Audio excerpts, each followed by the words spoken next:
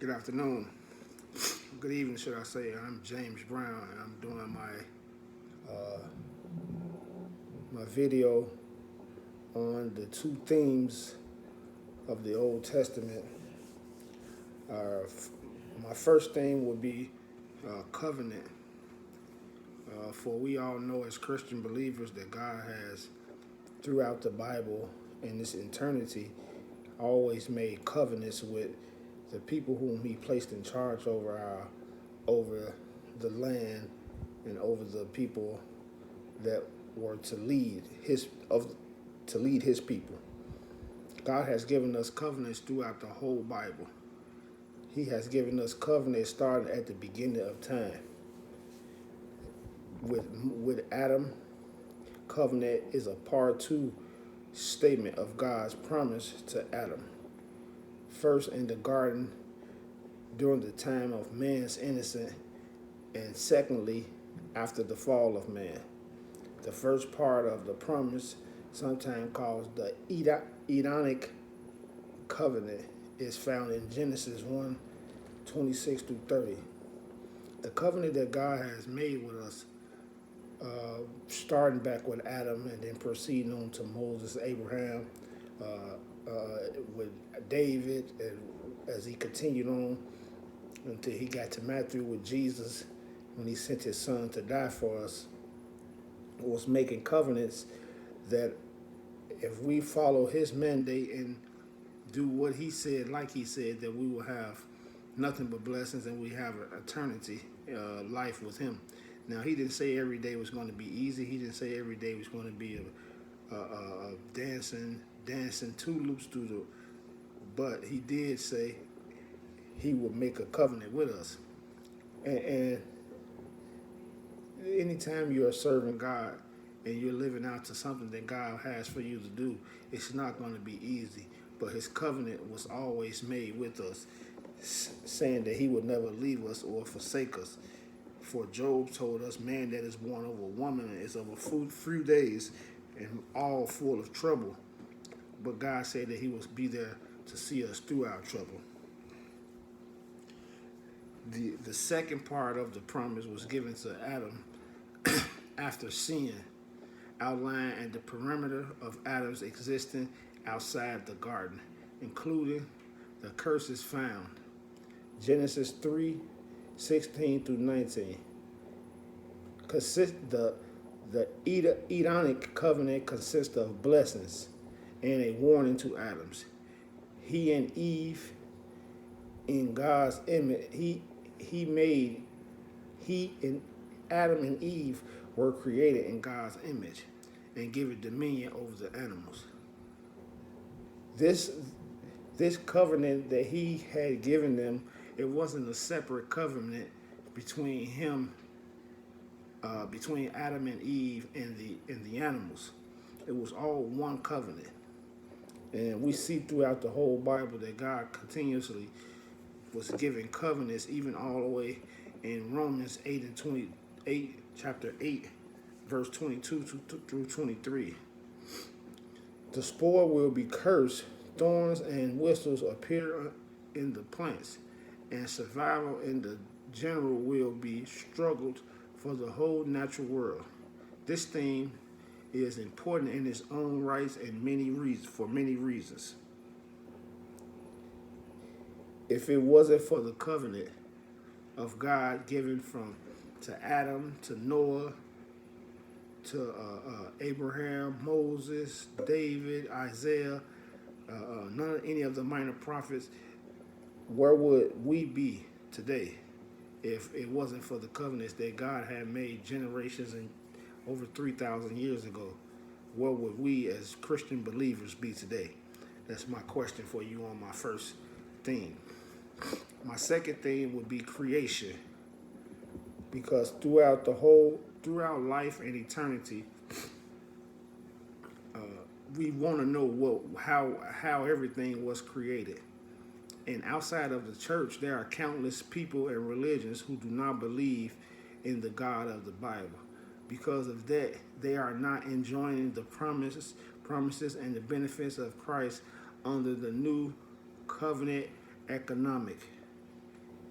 But those that but does that mean they are not in any kind of covenant with God?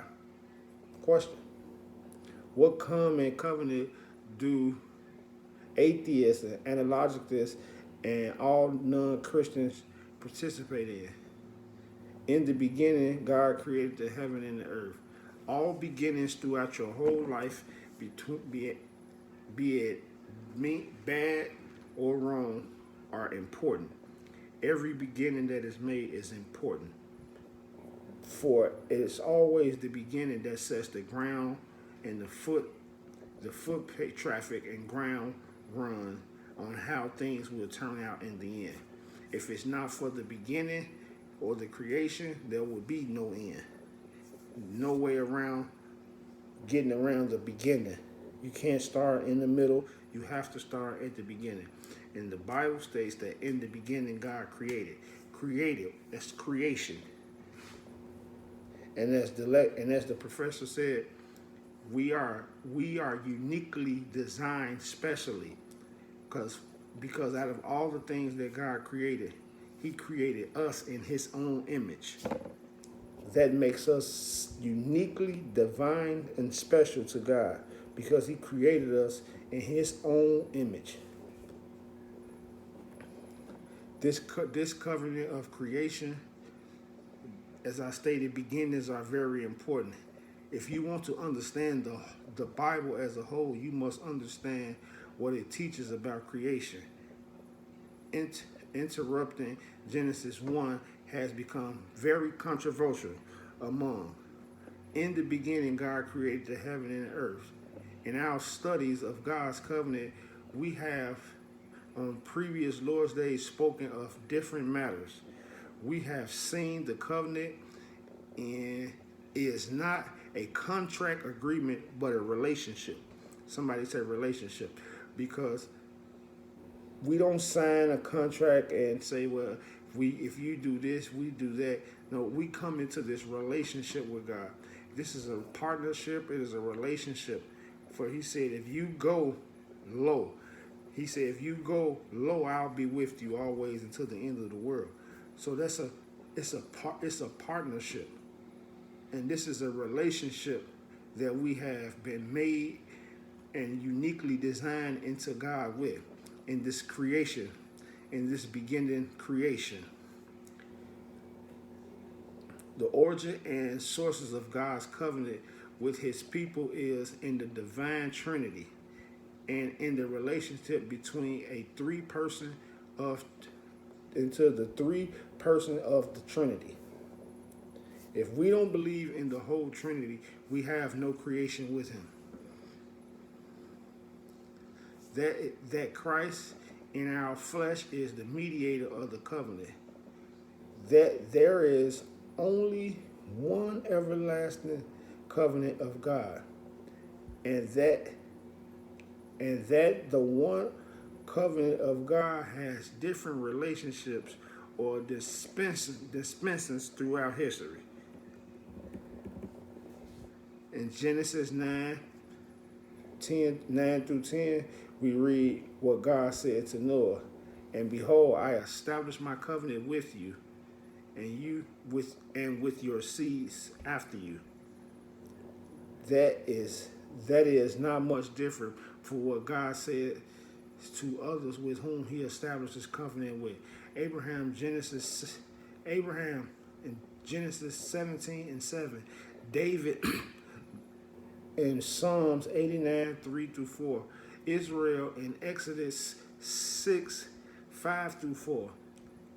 Or to us in Acts 2 and 39. However, in Genesis 9 and 10, God adds, and with every living creature that is with you, of the fowls or the cattle, and of every beast of the earth with you, from all that go out of the ark, even though this covenant is established with every living creature, it is not a different covenant from the covenant God established with his people.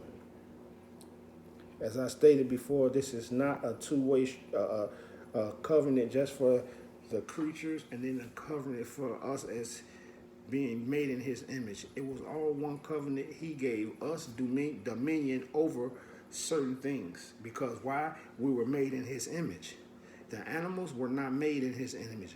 That's why you cannot worship golden, you cannot worship animals, you cannot worship images, because we were the only ones that was made in his image. And so these are my two themes that I see that stuck out with me throughout this whole Testament, Old Testament.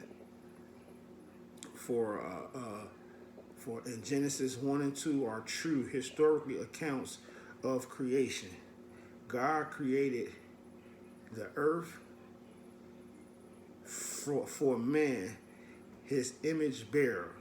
Genesis 1 present God's day as of creation as a pattern for man, with 6 days of work and 1 day for rest.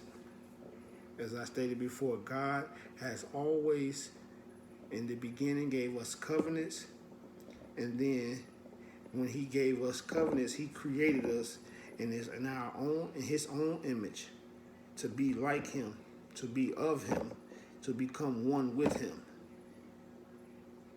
These are my two themes. I hope that this satisfies my 10-minute video. May God bless you. I pray for you daily. I thank you for praying for me, and I enjoyed your feedback through this class. I enjoyed learning from your lectures. It will open me up to another view of learning. It taught me a lot of things that I didn't know about the Old Testament that I thought I knew. May God bless you and keep you. It's my prayer.